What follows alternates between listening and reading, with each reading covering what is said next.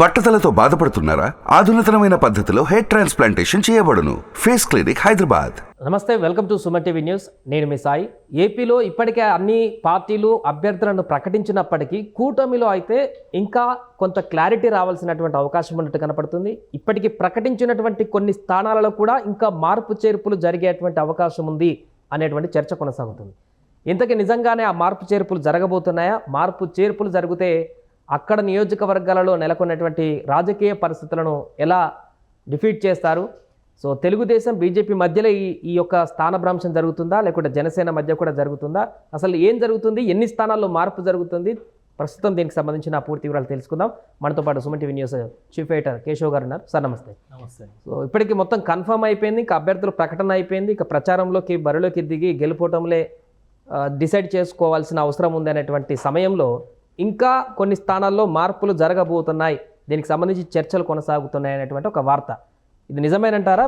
ఎక్కడెక్కడ మార్చేటువంటి అవకాశం ఉంది? కూటమిలో ఇంకా మార్పులు జరిగే అవకాశం ఉంది. వైఎస్ఆర్సీపీలో కూడా మార్పులు జరగవచ్చు.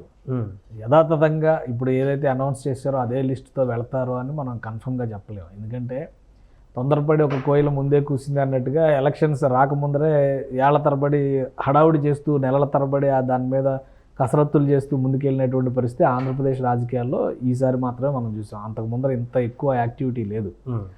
అలానే మామూలుగా ఏంటంటే నోటిఫికేషన్ వచ్చేలోపు అన్ని రకాలుగా పార్టీలు రెడీ అయి ఉంటాయి. నోటిఫికేషన్కి ప్రకటన అయిన తర్వాత కానీ లేదా ప్రకటనకు ఒక వారం రోజుల ముందర కానీ అభ్యర్థుల ప్రకటనలు జరగడం అనేది సాధారణంగా జరిగేటువంటి ప్రక్రియ. ఈ కార్పొరేట్ పాలిటిక్స్ ఇప్పుడు వచ్చినాయి కదా, ఈ స్ట్రాటజిస్ట్ పాలిటిక్స్ ఇవన్నీ వచ్చిన తర్వాత ఏంటంటే ముందుగానే అన్నీ సర్దేసి పెట్టేసుకొని జనాన్ని ఒక గందరగోళంలోకి నెట్టేసేటువంటి వ్యూహం ఇది. అయ్యో నిజంగానే చాలా లేట్ అయిపోతున్నట్టుంది అనేటువంటి ఒక భ్రమను క్రియేట్ చేస్తున్నటువంటి వాతావరణం ఇప్పుడు కనిపిస్తుంది. ఎదుటి పక్షాన్ని ఒక డిఫెన్స్లో పడేసేటువంటి వ్యూహ రచన అది.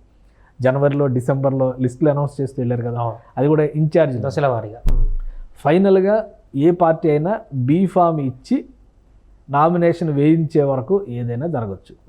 గత ఎన్నికల్లో కూడా మనం చూసాం, చివరి రోజున జరిగినటువంటి మార్పులు కూడా. తెలంగాణ ఎన్నికల్లో, రీసెంట్ తెలంగాణ ఎన్నికల్లో అయితే నామినేషన్లకి లాస్ట్ డే జనసేన పార్టీలో నామినేషన్లు వేశారు, కాంగ్రెస్ పార్టీలో నామినేషన్లో అభ్యర్థుల మార్పులు జరిగినాయి.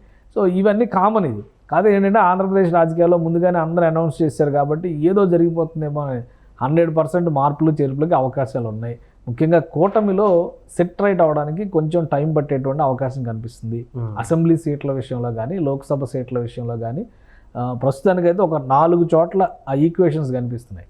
ఇంకా 40 రోజుల సమయం ఉంది. అలానే నోటిఫికేషన్ రిలీజ్ చేయడానికి 18 రోజుల సమయం ఉంది. ఏప్రిల్ 18వ తేదీన నోటిఫికేషన్ రిలీజ్ అవుతుంది. నోటిఫికేషన్ రిలీజ్ అయ్యే వరకు ఏ మార్పులు చేర్పులైనా కానీ చేయొచ్చు. మనం ఆల్రెడీ చూసాం. ఇప్పుడు అనపర్తిలో తెలుగుదేశం సీట్ అనౌన్స్ చేసినాక బీజేపీ అభ్యర్థిని ప్రకటించింది. అలానే అరకు వ్యాలీలో తెలుగుదేశం సీటు ఏడాది క్రితం అనౌన్స్ చేశారు. అలాంటిది ఇప్పుడు అక్కడ బీజేపీ అది అలయన్స్లో తీసుకున్నటువంటి పరిస్థితి ఉంది. సో అదే లెక్కల ప్రకారం చూస్తే, ఇప్పుడు ఉన్నటువంటి సమాచారం ప్రకారం చూస్తే మనం 3 పార్లమెంటు స్థానాల్లో మార్పులు చేర్పులకి అవకాశం కనిపిస్తుంది. అలానే ఒక అసెంబ్లీ నియోజకవర్గానికి సంబంధించి మార్పు కనిపిస్తుంది. ఇవి కాకుండా ఇంకొక 3-4 అసెంబ్లీ నియోజకవర్గాల్లో కూటమిలో మార్పులు చేయడానికి అవకాశాలు ఉన్నాయి. ఈ 3 పార్లమెంట్లో రఘురామకృష్ణరాజు ఉన్నారా, లేకుంటే ఆ నియోజకవర్గం లేదా? అది కూడా అంటే రఘురామకృష్ణరాజుకి సంబంధించి ఎక్కువ చర్చ జరుగుతుంది. ఆయన ఏ విధంగా అకామిడేట్ చేయాలనే దాని మీద వర్క్ చేస్తున్నారు.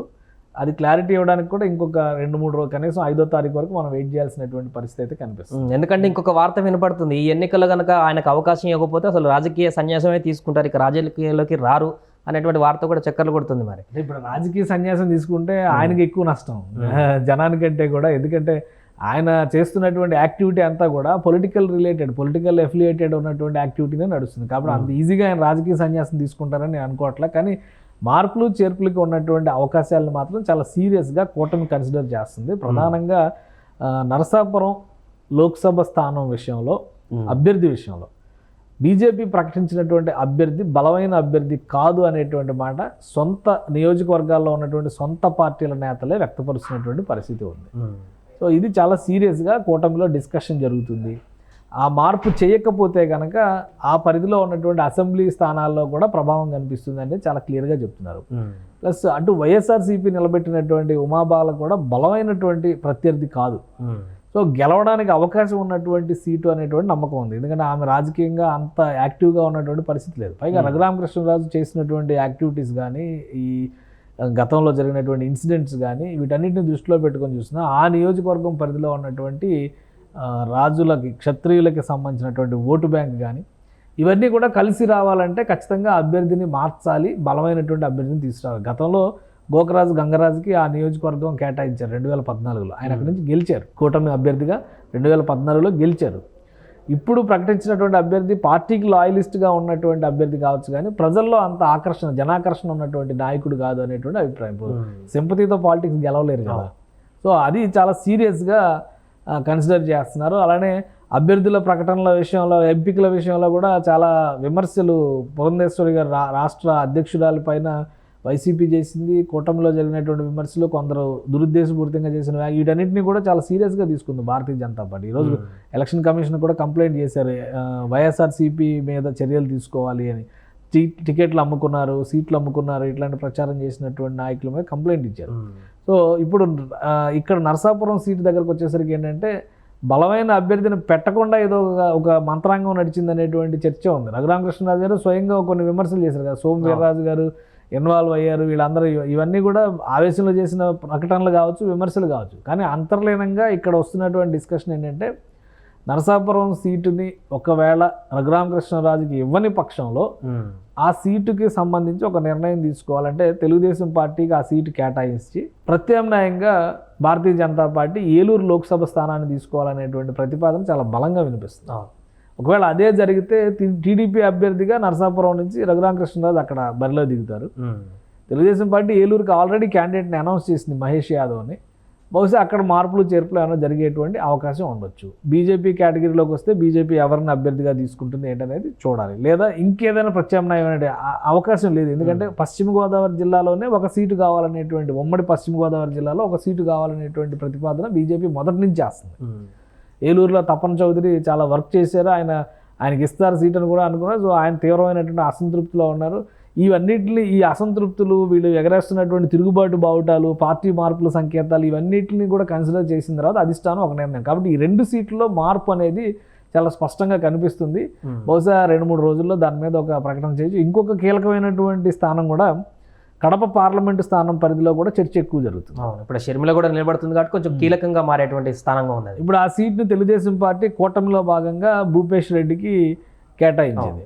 అయితే అతను కొంచెం యంగ్స్టరు, అక్కడ ఉన్నటువంటి బలాబలాల రీత్యా చూస్తే వాస్తవానికి కడప పార్లమెంట్ స్థానంలో ఎన్ని రకాలుగా చెప్పుకున్నా కానీ కనీసం 4.5 లక్షల ఓట్లు తెలుగుదేశం పార్టీకి ఉన్నాయి.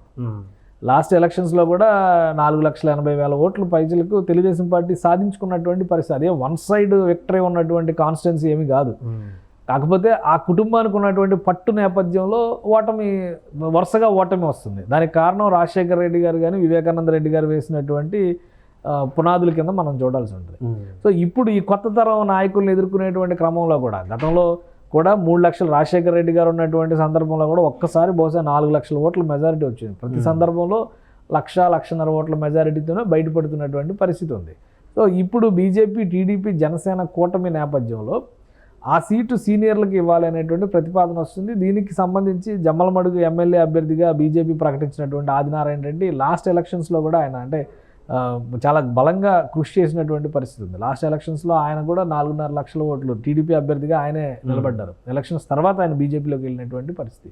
సో ఈ లెక్కలన్నింటినీ దృష్టిలో పెట్టుకుని జమ్మలమడుగు అసెంబ్లీ స్థానాన్ని భూపేష్ రెడ్డికి కేటాయించి ఈయనకి పార్లమెంటు స్థానం ఇవ్వాలనేటువంటి ప్రతిపాదన ఒకటి చాలా బలంగా జరుగుతుంది. ఆల్రెడీ బీజేపీ అధిష్టానం దీనికి ఓకే చెప్పినట్టుగా తెలుస్తుంది. ఎందుకంటే దీనివల్ల మరొక పార్లమెంటు స్థానం అదనంగా పెరుగుతుంది. ఇప్పుడు 6 పార్లమెంట్లో బీజేపీ పోటీ చేస్తుంది, అంటే 7వ పార్లమెంట్ యాడ్ అవుతుంది.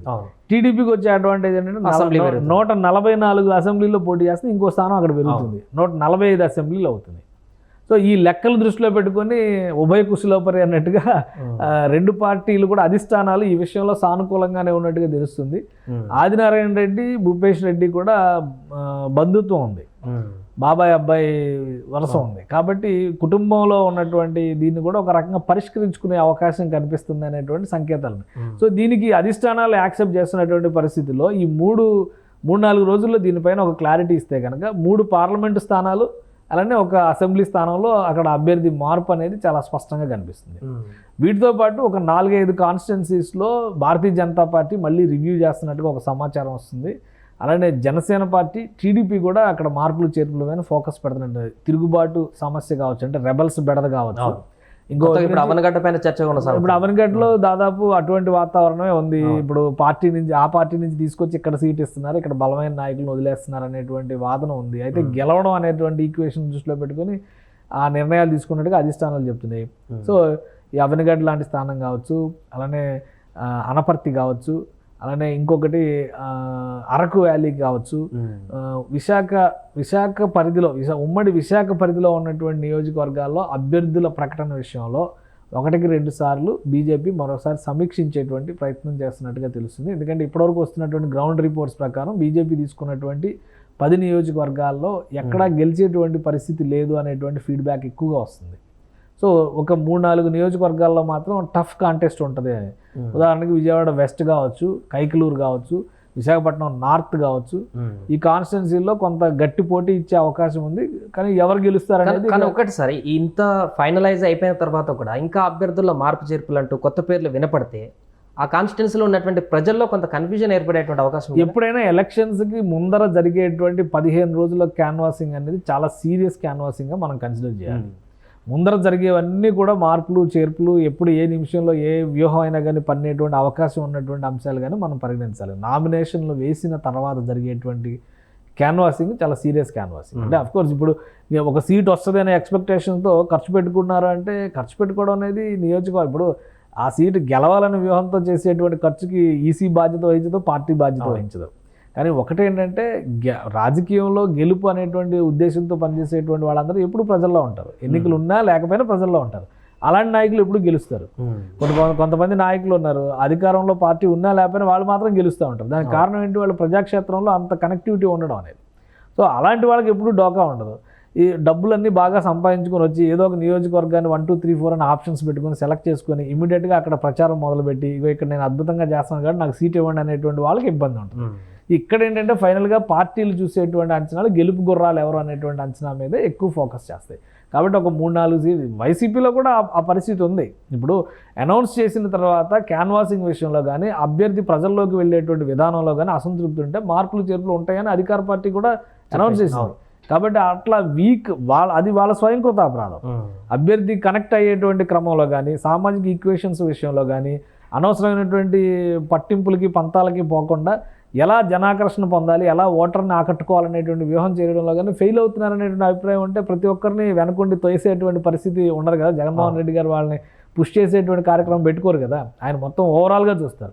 సో అలా వీక్గా ఉన్నారనుకున్న వాళ్ళని 3-4 చోట్ల మార్చే అవకాశాలు కూడా ఉండొచ్చు. సో ఆ ఈక్వేషన్లో మనం చూడాలి తప్పితే ఒకసారి అనౌన్స్ చేశారు కాబట్టి ఇక రాజ్యాంగంలో చేసినటువంటి నిర్ణయంగా దాన్ని పరిగణించడానికి అవకాశం ఉండదు. మార్పులు చేర్పులకు ఖచ్చితంగా స్కోప్ ఉంటుంది. అలానే 3 పార్లమెంటు స్థానాల విషయంలో మాత్రం కూటమిలో చాలా సీరియస్ డిస్కషన్ జరుగుతుంది.